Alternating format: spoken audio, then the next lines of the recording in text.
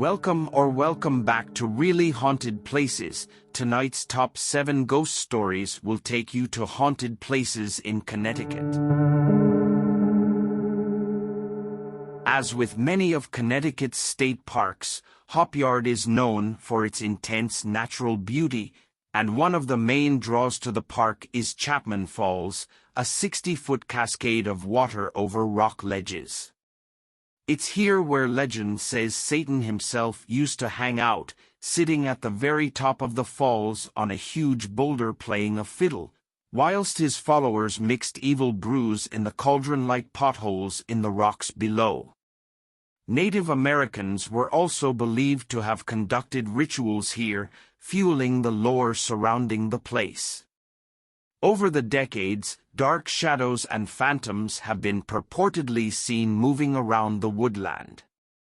In more recent times, people have allegedly experienced spirit orbs and mists and strong feelings of foreboding.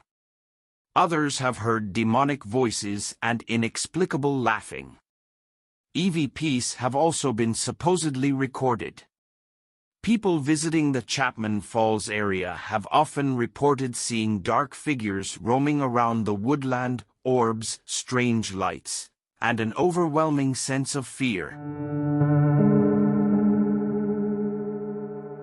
Built in 1889 and serving a multitude of purposes over the years, the Sterling Opera House was the first building added to the National Register of Historic Places, back in November 1968.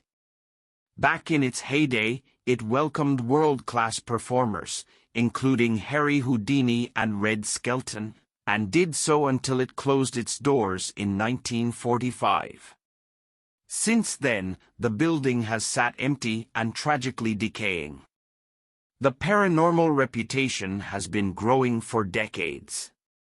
In 2011, the Opera House was the center of an investigation by the crew from TV's Ghost Hunters.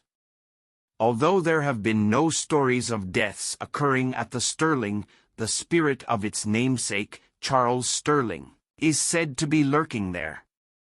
There's also believed to be the spirit of a boy called Andy hanging around the balcony seats playing with a soccer ball. This quaint-looking home is actually a lighthouse. But nobody has lived there since 1939, except for a lingering spirit they call Ernie. Ernie is the ghost of a former keeper who was lost at sea. For years the Coast Guard took over, but even they were under the impression it was haunted. So they welcomed the lights automation in 1987. Doors slamming, knocking on the walls, boats untying themselves from the ledge, and occasional sightings of Ernie, appearing soaking wet in his rain hat. All alone in the middle of the sea, poor Ernie threw himself into the water after his wife left him for a ferry driver. Researchers have come from as far away as Japan to investigate, and some have claimed a successful exorcism of Ernie, but that didn't stop the reports. Formerly known as the Curtis House Restaurant and Inn, the 1754 House Inn in Woodbury is consistently ranked as one of the country's most haunted inns. Considering it's the oldest inn in Connecticut, that can be expected. There are countless spirits said to haunt the building, some dating back over 200 years. If you choose to stay in any of the rooms, there's a possibility you could come face to face with a male entity described as wearing 17th to 18th century clothing. If you're in the liquor room, you might also see the spirit of a Confederate soldier. A female ghost is also known to disturb guests in the dead of night, and the ghost of a former worker, Joseph Hardesty. As well as spirits being seen all over the inn, you'll likely hear a lot of strange sounds too. Disembodied voices and footsteps are a common occurrence here. The constant feeling of someone in the room with you has also been reported, and an inexplicable heavy feeling is common. On an episode of Gordon Ramsay's Hotel, under its former name, Curtis House, he told of several strange things during his stay. In one particular instance, he described an uncontrollable fear of something at his door, stopping him from leaving. This former Cartridge company pushed out thousands of ammunition and weapons in the early 1900s. But in 1988, the business relocated to Arkansas and the Connecticut site was abandoned. The company suffered from many employee deaths. A couple fell into vats of molten metal, and then an explosion killed 7 and wounded 80. Night visitors report the shadows of men at work and the sound of hopeless screaming.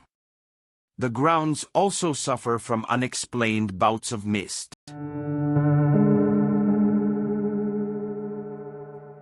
This former Cartridge company pushed out thousands of ammunition and weapons in the early 1900s. But in 1988, the business relocated to Arkansas and the Connecticut site was abandoned. The company suffered from many employee deaths. A couple fell into vats of molten metal, and then an explosion killed 7 and wounded 80. Night visitors report the shadows of men at work and the sound of hopeless screaming. The grounds also suffer from unexplained bouts of mist. This house in East Hartford was built by Edmund Beaumont in 1761, and the family resided in it for nearly 100 years. The house then passed from one owner to another, and through all that time, there were no recorded mysterious deaths or murders.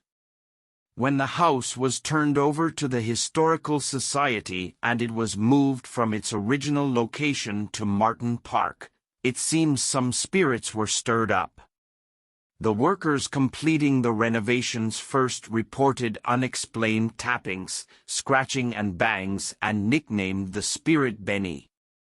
The other ghostly figure is named the Blue Lady and has been seen in the windows of the house. Lucky for all, these ghosts seem to be friendly.